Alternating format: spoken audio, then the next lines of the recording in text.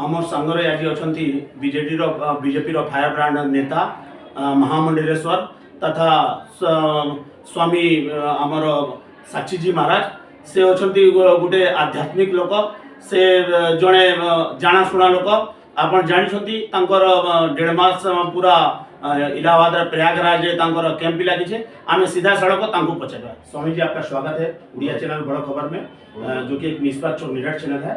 स्वामी जी आपसे पूछना चाहता हूँ कि प्रयागराज में जो आज मतलब 1 महीना में जो करोड़ों लोग डुबकी लगा रहे हैं, कृपया उसके विषय में कुछ बताएं कि डुबकी लगाने से क्या होगा। यहाँ का सबसे बड़ा मेला महाकुंभ पर्व यूँ तो प्रयाग, हरिद्वार, उज्जैन, नासिक 4 जगह होता है और एक जगह ये 12 साल में पड़ता है। नक्षत्रों का संयोग और मुहूर्त उसके आधार पर ये मेले लगते हैं। इस बार 144 वर्ष के बाद ऐसा संयोग आया है जो पापों का क्षय करता है, पुण्य का फल प्रदान करता है। और चूंकि हमारे उत्तर प्रदेश में योगी जी की सरकार है, भारतीय जनता पार्टी की, योगी आदित्यनाथ की, मोदी जी के नेतृत्व में पूरी ताकत से सरकार ने कुंभ को सजाया है, संवारा है, व्यवस्था की है। ऐसी व्यवस्था की है भूतो न भविष्यति, जैसे कभी नहीं ऐसी व्यवस्था की है। और अब तक लगभग 6 करोड़ लोग वहाँ स्नान कर चुके हैं, गंगा में डुबकी लगा चुके हैं। मौनी अमावस्या 29 तारीख की है। 29 तारीख को अनुमान लगाया जा रहा है कम से कम 7 से 8 करोड़ लोग स्नान करेंगे। गंगा के बारे में कहते हैं कि जेते तुम तारे तेते काऊ ने न तारे गंगा, और जेते तुम तारे तेते गगन में न तारे हैं। इतिहास बात का गवाह है कि भगीरथ बहुत प्रयास करके गंगा को धरती पर लेकर के आए थे। उनके परिवार के कितने लोग तपस्या करते करते स्वर्ग सुधार गए, फिर भगीरथ गंगा जी को लेके आए। ऋषि के श्राप से साबित उनके पुरखों का उद्धार गंगा के जल से हुआ। भारतीय संस्कृति में जब कोई मर जाता है तो उसकी अस्थियां भी गंगा में डालने के लिए हम लोग हरिद्वार जगह जगह लेके जाते हैं। कुल मिलाकर के गंगा का भारतीय संस्कृति में, भारतीय दर्शन में बहुत बड़ा महत्व है। और तीर्थराज प्रयाग में तो त्रिवेणी है, वहाँ गंगा का, यमुना का, सरस्वती का संगम है। तो जितना बड़ा मेला वहाँ लगता है। और इस कुंभ के महामेले में मैं 89 से तो कैंप लगाता चला आ रहा हूँ तीर्थराज प्रयाग में, हरिद्वार में भी, उज्जैन में भी, सब जगह लगाता रहा हूँ। पर जितनी बढ़िया व्यवस्था सरकार ने की है मैं उसकी बहुत बहुत प्रशंसा करता हूँ। और आपके चैनल के माध्यम से उड़ीसा निवासी उड़ीसा के लोग तो बहुत ही धर्मनिष्ठ हैं। बाबा जगन्नाथ की भगवान की उन पर कृपा है, दर्शन करने अवश्य आना चाहिए, स्नान करना अवश्य आना चाहिए।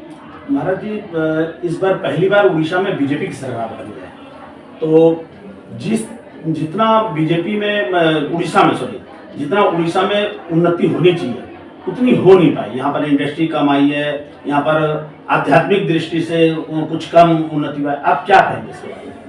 उड़ीसा में मैं लगभग 50 वर्ष से आता जाता हूँ।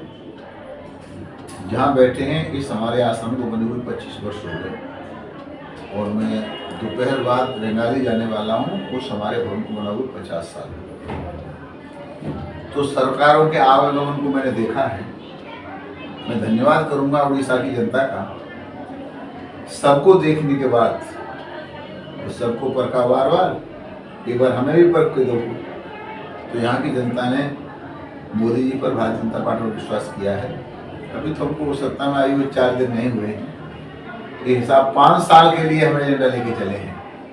तो प्रश्न आपने किया है कि जो विकास होना चाहिए नहीं हो पाया है, तो जब दोबारा हम चुनाव में आएंगे तब आप उनसे पूछेंगे जितने उन्होंने वायदे किए हैं उससे ज़्यादा काम करके फिर हम चुनाव में आएंगे। एक और है महाराज जी, जिस तरह से चाइना बार बार भारत को आंख दिखाता है, लेकिन पिछले 1-2 साल से भारत उस मामले में काफी कुछ तरक्की किया है। आप क्या मैसेज देंगे, मतलब चाइना को हम किस तरह से मतलब उसके बराबरी पर या उससे आगे जा सकते हैं? भारत विश्व का सबसे बड़ा लोकतांत्रिक राष्ट्र है और सारा विश्व भारत का लोहा मांग रहा है। तो आज नहीं तो कल चाइना को भी भारत का लोहा मानना पड़ेगा। अब पंडित जवाहरलाल नेहरू प्रधानमंत्री नहीं, 56 इंच के नरेंद्र भाई मोदी देश के प्रधानमंत्री हैं। तो चाइना ने अगर कोई भी गलती की तो खामियाजा उसका उसे भुगतना पड़ेगा। सारे विश्व में अगर कहीं चर्चा होती है कि विश्व में शांति कौन ला सकता है तो मोदी जी का नाम आता है कि सारे विश्व से आतंकवाद को अकेले मोदी समाप्त कर सकते हैं। तो मोदी जब तक हैं तब तो कोई खतरे को बात नहीं। एक और छोटा सा है कि यूनाइटेड स्टेट में भारत को स्थायी सदस्यता नहीं दी जा रही है, जबकि भारत में वो सारे मतलब चीज़ हैं जिसमें उसको दी जानी चाहिए। तो ये कब तक हो पाएगा और कैसे हो पाएगा? अब देखते जाइए, देर आएंगे दुरुस्त आएंगे, वो तो होना ही है। भारत विश्व का नेतृत्व करने वाला है, विश्व गुरु बनने वाला है। जिस तरह से भारत का कद बढ़ता चला जा रहा है तो समय आने पर ही होगी। अगला 5 साल भारत को आप कैसे देखते हैं?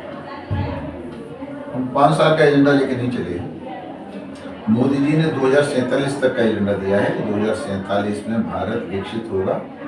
जब हम 100वीं जयंती मना रहे होंगे, मोदी जी और भारतीय जनता पार्टी जो विश्व की सबसे बड़ी लोकतांत्रिक पार्टी है, 2047 तक का एजेंडा बना के हम लोग चले हैं, भारत को विकसित करेंगे। और ये जो आपने 5 साल की बात की, तो हमारा मोदी जी का मानना है कि अगले 5 साल में भारत विश्व की सबसे बड़ी तीसरी अर्थव्यवस्था होगी। धन्यवाद सर आपका। तो ये थे आमर स्वामी साक्षीजी महाराज जे कि महामंडलेश्वर अच्छा बीजेपी फायर ब्रांड नेता अच्छा से गोटे धर्माष्ट अच्छा 1.5 मास पूरा प्रयागराज तंबू टेंट लगाई लक्ष लक्ष लोग तंबूरे डेली रोचे। आज आम संगे से सीधा सड़क जवाब देते कि केमिति भारत आज नहीं हेले काली विश्वगुरु बनब। भारत विश्वगुरु अच्छा भी ओडिशा बाबद कहबार अच्छे आमको 5 बरस देले आम 5 बरस ओडिशा को गोटे नुआ ऊंचाई नहीं जावा। संबलपुर अनिल अग्रवाल, बड़ खबर।